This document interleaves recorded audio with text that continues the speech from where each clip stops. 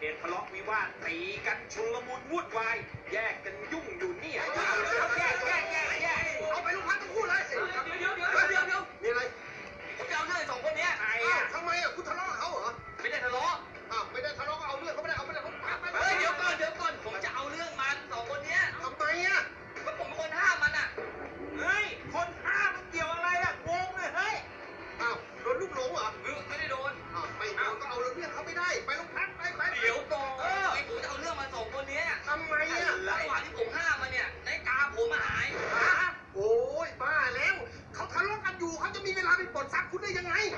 เฮ้ยหัวไม่แกเนี่ยอะไรของแกเนี่ยอาศัยช่วงชุลมุนวุ่นวายไปยุ่งอะไรเขาตีกันจะมาอะไรเว้ย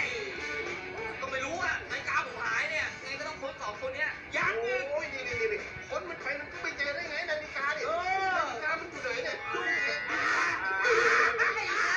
เอาจริงดิเฮ้ยมันเอาไปจริงอ่ะเฮ้ยไอ้บ้าเฮ้ยยังไงนาฬิกาตีอยู่อ่ะเลยโอ้เฮ้ย